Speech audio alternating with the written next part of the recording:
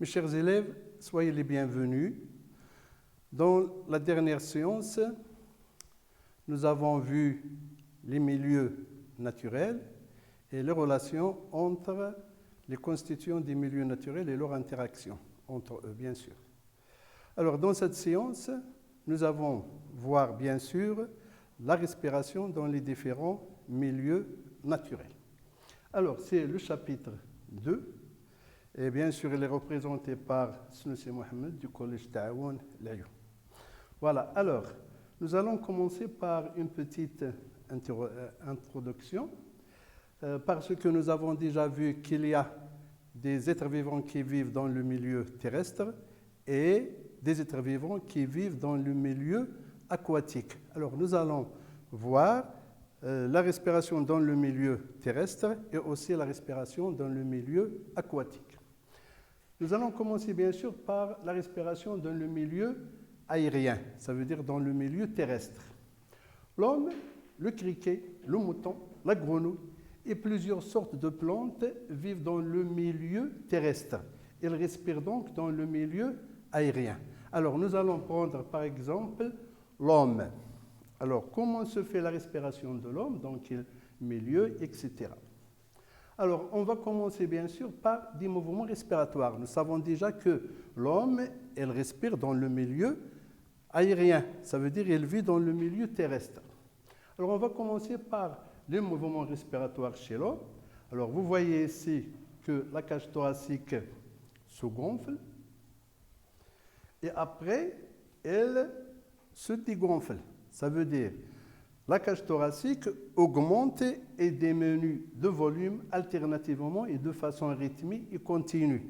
Alors, ce sont les mouvements respiratoires qui sont bien sûr alternés et ils sont continus. Ils s'effectuent sans cesse. Alors, l'arrêt de mouvement respiratoire, ça veut dire la mort. Alors, quand la cage thoracique se gonfle, l'air entre dans les poumons. Alors, ce phénomène s'appelle l'inspiration. Après, la cage thoracique se dégonfle, ça veut dire qu'elle diminue de volume, et bien sûr, le phénomène s'appelle l'expiration. Donc, l'inspiration, c'est l'entrée de l'air, et l'expiration, c'est la sortie de l'air. On va voir ici d'autres documents, d'accord? Alors, ici, c'est bien sûr l'expiration, parce qu'on voit ici le ballon se gonfle de l'air qui sort du corps. Et ici, le ballon se dégonfle. Pourquoi il se dégonfle? Parce que l'air entre dans le corps. Donc, l'inspiration et l'expiration se succèdent. Ça veut dire qu'ils s'alternent sans cesse. Ça veut dire sans arrêt, à l'intervalle régulier. Ça veut dire un rythme régulier. Et l'inspiration suivie de l'expiration constitue un mouvement respiratoire. Ça veut dire qu'un mouvement respiratoire, il est formé d'une inspiration suivie d'une expiration. Alors, après, à quoi sert l'entrée de l'air et la sortie de l'air? Pour voir ceci, il faut comparer bien sûr entre l'air qui entre et l'air qui sort. Donc, il faut mettre en évidence les échanges gazorespiratoires chez l'homme. Nous allons commencer par A, c'est la mise en évidence de l'oxygène dans l'air. Dans l'air ambiant, ça veut dire dans l'air qui nous entoure. Alors, on va prendre cette manipulation. Dans 1, on a deux bougies A et B, ils sont allumés. Ils sont allumés, bien sûr, dans l'air ambiant, ça veut dire dans l'air qui nous entoure. Ils brûlent. Dans la deuxième étape, on place un bocal, au-dessus de la bougie A. Donc, la bougie A, on va la couvrir avec quoi? Avec un bocal. Donc, lorsque la bougie A est cachée par un bocal, elle reste allumée pour un certain temps, pour quelques secondes, et après, elle s'éteint. Alors, pourquoi la bougie A s'éteint? Parce que lorsqu'elle s'allume, il consomme de l'oxygène. Pour s'allumer, il consomme de l'oxygène. Il a besoin de l'oxygène. C'est la combustion qui se fait avec la consommation de l'oxygène. À l'intérieur du bocal ici, il y a de l'air qui contient une quantité de l'oxygène. Il est consommé par la bougie et lorsque cette quantité d'oxygène est, bien sûr, ne reste plus, ça veut dire qu'elle est consommée, la bougie s'éteint. Donc, la bougie, lorsqu'elle s'allume, elle consomme de l'oxygène qui se trouve où? Qui se trouve dans l'air qui nous entoure. Par contre, la bougie B, elle reste toujours allumée dans notre, bien sûr, environnement, dans l'air qui nous entoure. Elle consomme toujours de l'oxygène, donc l'air qui nous entoure contient de l'oxygène, il est riche de dioxyde d'oxygène, qu'on appelle l'oxygène, bien sûr. Alors, je lis. Après quelques secondes, la bougie A s'éteint. Alors, nous savons bien sûr pourquoi elle s'éteint, parce que l'oxygène à l'intérieur du bocal est consommé. La bougie qui brûle consomme de l'oxygène. Lorsque l'oxygène est épuisé dans l'air, la bougie s'éteint. La bougie B reste toujours allumée dans l'air, donc l'air qui nous entoure est riche en dioxygène. Ça veut dire qu'il contient de l'oxygène. Alors, cet air qui nous entoure, c'est l'air inspiré. Ça veut dire que c'est l'air qui entre dans notre corps. Donc, il est toujours riche en oxygène. Cette fois-ci, on va comparer l'air inspiré et l'air expiré.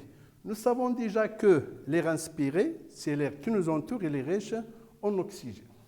Alors, on prend ici un bocal, ça veut dire un air-lumière, 2 air-lumière.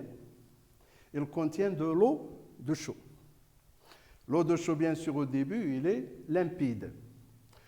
Dans le flacon A, l'air inspiré, il entre par ce tube-là. Il barbote l'eau de chaud et il passe, bien sûr, dans l'autre tube pour entrer dans les poumons, bien dans le corps de cet enfant. Et l'eau de chaud reste toujours limpide. Qu'est-ce que ça veut dire ça? Ça veut dire qu'il ne contient pas de gaz carbonique. Il ne contient pas de dioxyde de carbone. Alors, c'est pourquoi il reste limpide. Donc, l'air qui nous entoure, il est riche en oxygène, mais il est pauvre en gaz carbonique. Alors, lorsque l'air sort de l'air-lumière A, il passe dans les poumons, c'est l'air inspiré. Et l'air expiré, il va passer par le bocal ou bien par l'air-lumière B avant de sortir. Donc, cet air, ça veut dire l'air expiré, il barbote l'eau de chaud dans le bocal B. Alors, l'eau de chaud se trouble. Et l'eau de chaud, quand il se trouble, ça veut dire qu'il se mélange avec le gaz carbonique, avec le dioxyde de carbone. Alors, qu'est-ce qu'on peut conclure de cette manipulation? Que l'air passe, bien sûr, dans un seul sens, mais l'air inspiré est riche en oxygène, il est pauvre en dioxyde de carbone, et l'air expiré, il devient pauvre en oxygène, mais il est riche en dioxyde de carbone. Alors, je lis en ce qui concerne le bocal 2. Dans le flacon B, l'air expiré se mélange avec l'eau de chaud, qui devient trouble. Donc, l'air expiré est devenu riche en dioxyde de carbone, et s'appauvrit bien sûr en dioxygène. Ça veut dire la quantité d'oxygène diminue et la quantité de dioxyde de carbone, elle devient plus grande dans l'air expiré. Alors, passons à autre chose. On peut aussi faire, ou bien effectuer la différence, ou bien comparer entre l'air expiré et l'air inspiré avec un oxymètre. Alors cet oxymètre, c'est l'appareil pour mesurer le taux d'oxygène dans l'air inspiré et dans l'air expiré. Alors, on a ici les résultats. Lorsqu'on utilise bien sûr cet appareil pour un certain temps, il mesure 21% de l'oxygène dans l'air inspiré et 16% dans l'air expiré. Alors, lorsque l'air entre dans le corps, il est riche en oxygène. Et lorsqu'il sort du corps, il devient riche en dioxyde de carbone. Comment appelle-t-on ce phénomène? C'est bien sûr les échanges gazeux respiratoires. Alors, on va voir cette fois-ci le tableau de comparaison entre l'air inspiré et l'air expiré. Alors, l'air de l'atmosphère, il contient de l'azote Il contient de l'oxygène, ça veut dire le dioxygène, et il contient aussi le gaz carbonique, ça veut dire le dioxyde de carbone. Le pourcentage de l'azote, c'est 79% dans l'air inspiré et dans l'air expiré. L'oxygène, dans l'air inspiré, ça veut dire dans l'air ambiant qui nous entoure, il y a 21% de l'oxygène. Mais l'air expiré ne contient que 16% de l'oxygène. Alors, qu'est-ce qui s'est-il passé à l'intérieur du corps? L'air inspiré, bien sûr, il est riche en oxygène, et il est pauvre, bien sûr, en dioxyde de carbone, parce que le gaz carbonique dans l'air inspiré, il ne représente que 10 traces. Si ça veut dire 10 traces, ça veut dire une quantité très petite. C'est 0,03%. Mais cet air expiré, lorsqu'il est expiré, bien sûr, il contient 5% de dioxyde de carbone. Alors, j'explique. Pour l'azote, il n'y a pas de changement. Pourquoi? Parce que l'azote n'est pas un gaz respiratoire. Pour l'oxygène, lorsqu'il entre dans les poumons, il est riche en oxygène, et lorsqu'il sort, il devient pauvre. Donc, l'air inspiré s'appauvrit en oxygène. Et l'air expiré, il s'appauvrit en oxygène, mais il devient riche en gaz carbonique. Alors, c'est ce qu'on appelle, bien sûr, les échanges gazeux respiratoires. On peut conclure que l'air s'appauvrit en dioxygène et s'enrichit en dioxyde de carbone dans les poumons. Il y a donc des échanges respiratoires. Donc, on a mis en évidence les échanges respiratoires dans les poumons. Voilà. Alors, la question qui se pose maintenant, quels sont les organes responsables de ces échanges gazeux respiratoires? On va commencer par l'appareil respiratoire chez l'homme. Alors, regardez-moi ici, s'il vous plaît. On a bien sûr un document qui représente l'appareil respiratoire chez l'homme. Il est formé des voies respiratoires. Et ces voies respiratoires sont les narines, le pharynx ici, la trachée, qui se divise en 2 branches. Et à l'intérieur de chaque poumon, chaque branche se divise et se ramifie en branchioles de plus en plus petites. Ces branchioles s'ouvrent sur les alvéoles pulmonaires. Et les alvéoles pulmonaires, elles sont groupées en vésicules pulmonaires. Alors, on observe ici une branchiole. Et bien sûr, cette branchiole, elle s'ouvre sur une vésicule pulmonaire. La vésicule pulmonaire est formée d'un certain nombre des alvéoles pulmonaires. Et ces alvéoles pulmonaires, elles sont recouvertes, elles sont entourées par des capillaires sanguins. Alors, l'air se renouvelle dans les alvéoles pulmonaires par les mouvements respiratoires, par des inspirations et par des expirations. Alors, on va commencer. Ici, bien sûr, c'est le document que nous avons déjà vu. Le sang qui entre dans les poumons. Il arrive bien sûr aux capillaires sanguins qui entourent les alvéoles pulmonaires. Il est riche en CO2.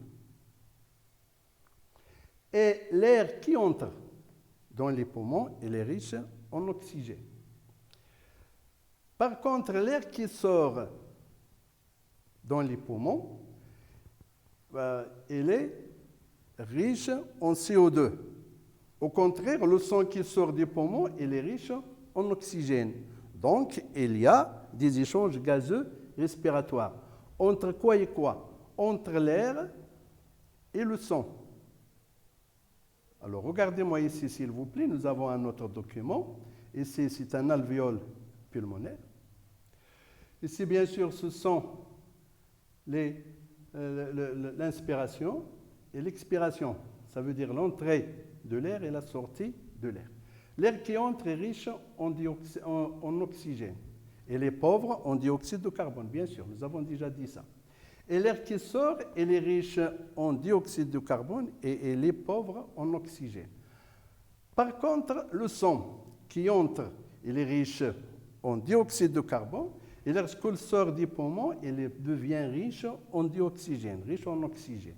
Donc, c'est au niveau de ces alvéoles pulmonaires que s'effectuent les échanges gazeux respiratoires entre l'air alvéolaire et le sang qui circule dans les capillaires sanguins.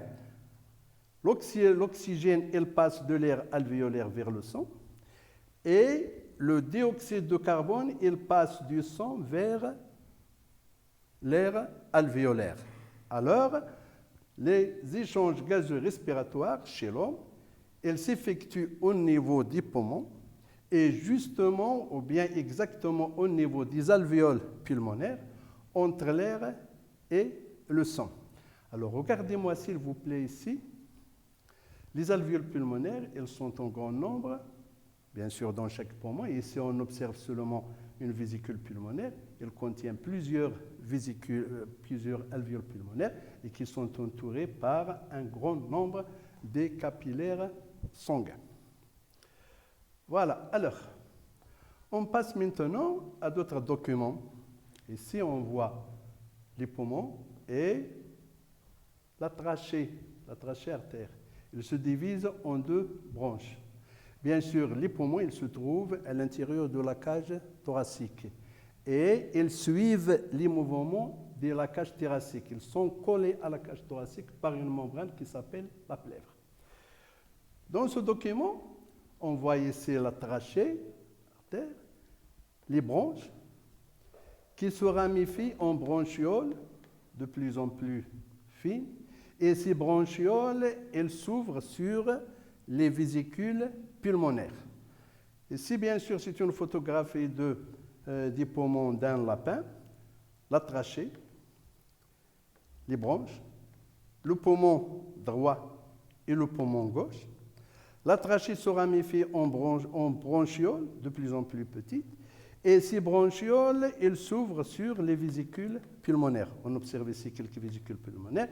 Et chaque vésicule pulmonaire est constituée d'un nombre des alvéoles pulmonaires. Bien sûr, le sang entre dans le poumon. Et le sang qui entre dans le poumon, il est riche en gaz carbonique. Et bien sûr, on observe ici un grand nombre de capillaires sanguins qui entourent les alvéoles pulmonaires. Et c'est au niveau des alvéoles pulmonaires, comme nous avons déjà vu, que s'effectuent les échanges gazeux respiratoires. Le résumé. L'appareil respiratoire chez l'homme est formé des voies respiratoires. Nous les avons déjà vues. Le nez, le pharynx, la trachée artère, les branches et les branchioles qui s'ouvrent sur les alvéoles pulmonaires. Puis les poumons. Nous avons un poumon droit et un poumon gauche. Ils sont collés à la cage thoracique et suivent ces mouvements. Alors, lorsque la cage thoracique augmente de volume, les poumons aussi augmentent de volume et elle attire, il aspire l'air. C'est l'inspiration. Et lorsque la cage thoracique diminue de volume, le volume des poumons, bien sûr, diminue, il se rétrécit, bien sûr, et elle chasse l'air. C'est l'expiration. Et bien sûr, ces mouvements respiratoires, elles sont dues au mouvement des côtes et elles sont dues aussi au mouvement du diaphragme. Le diaphragme qui sépare la cage thoracique et la cavité abdominale, il joue un grand rôle dans les mouvements respiratoires. Voilà, alors je continue. Chaque poumon renferme un grand nombre des alvéoles pulmonaires.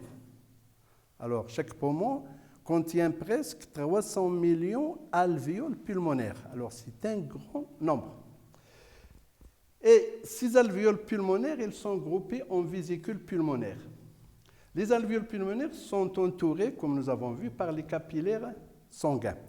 Et les échanges gazeux respiratoires s'effectuent dans les poumons, au niveau des alvéoles pulmonaires, entre l'air alvéolaire et le sang. Donc, ces échanges gazeux respiratoires. Lorsqu'on dit par les échanges, qu'est-ce qu'on échange ici? On échange les gaz respiratoires. Et quels sont ces gaz respiratoires? C'est le dioxygène et le dioxyde de carbone. L'oxygène et le gaz carbonique. Alors, ce sont les matières qu'on échange. Mais elles sont échangées entre quoi et quoi? Alors, ces échanges, ils se font entre le sang et l'air. Ça veut dire qu'au niveau des poumons et exactement au niveau des alvéoles pulmonaires, l'air perd une quantité de l'oxygène qui est reçue par le sang, elle est prise par le sang. Et le sang, il perd une quantité de gaz carbonique, dioxyde de carbone, qui est prise par l'air. Alors donc, les échanges gazeux respiratoires se font entre le sang et l'air, au niveau des alvéoles pulmonaires. Alors c'est pourquoi on dit que l'homme a une respiration pulmonaire. Et là, une respiration pulmonaire. Alors regardez-moi ici, s'il vous plaît. Nous avons déjà vu que chaque poumon contient un grand nombre des alvéoles pulmonaires. Et bien sûr, ces alvéoles pulmonaires, elles sont entourées par des capillaires sanguins, qui les entourent bien sûr, ce qui constitue une grande surface des échanges entre l'air et le sang. Voilà. Alors la conclusion.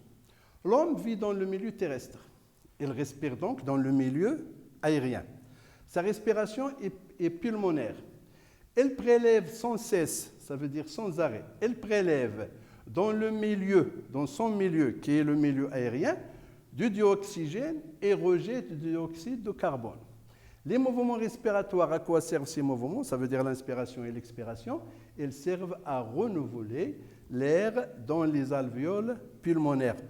Pourquoi? Parce que l'air qui y arrive aux alvéoles pulmonaires, il doit avoir une quantité plus grande de l'oxygène. Alors c'est pourquoi il y a toujours un renouvellement de l'air dans les alvéoles pulmonaires, bien sûr par les mouvements respiratoires, par les inspirations et les expirations qui se suivent sans arrêt. Voilà. Alors, le sang, quel est son rôle? Il assure le transport des gaz respiratoires entre les poumons et les organes. Alors ça, c'est le rôle du sang. D'accord? Voilà. Alors, si on prend par exemple ici, je vais expliquer au tableau, s'il vous plaît. On prend un alvéole pulmonaire. Il est entouré par un capillaire sanguin. Ici, c'est l'air inspiré.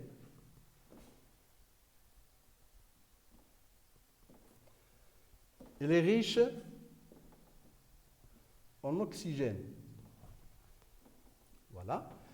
Et c'est l'air expiré, riche en dioxyde de carbone. L'eau qui entre au poumon, le sang qui entre au poumon, il est riche en CO2. Et lorsqu'il sort du poumon, il devient riche, le sang, riche en oxygène. Donc, au niveau des alvéoles pulmonaires, se fait les échanges gazeux respiratoires. L'oxygène passe du sang à l'air, et le gaz carbonique, il passe de l'air vers le sang. Le sang qui est chargé de l'oxygène, il va transporter cet oxygène vers les organes. Alors, ce sang est distribué aux organes. Les organes consomment l'oxygène et rejettent le gaz carbonique. Alors, le sang qui sort ou bien qui provient des organes, il contient bien sûr du gaz carbonique. Il est riche en gaz carbonique. Donc, quel est le rôle du sang dans la respiration? C'est transporter l'oxygène des poumons vers les organes et transporter le CO2 des organes vers les poumons. Et bien sûr, ici, on a une ventilation pulmonaire. Alors, cette ventilation pulmonaire, son rôle, c'est de renouveler l'air dans les alvéoles pulmonaires. Voilà, c'est très bien. Donc, dans cette conclusion, bien sûr, nous avons vu le rôle des mouvements respiratoires et le rôle du sang.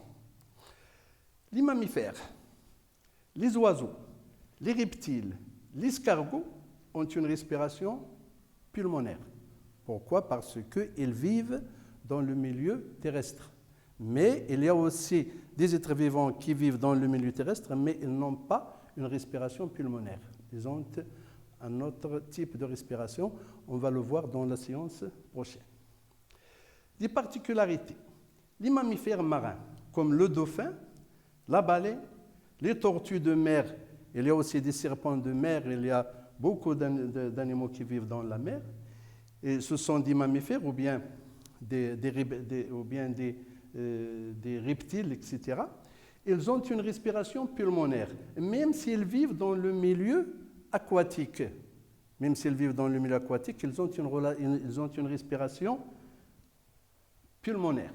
Voilà, alors ils ont des grands poumons, ils remplissent leurs poumons avec de l'air riche en oxygène, et lorsque l'oxygène s'épuise à l'intérieur de leurs poumons, ils montent à la surface de l'eau pour rejeter cet air et remplir de nouveau leurs poumons de l'air riche en oxygène. Alors je crois que notre séance, bien sûr, touche à sa fin. Merci de votre attention. À la prochaine fois.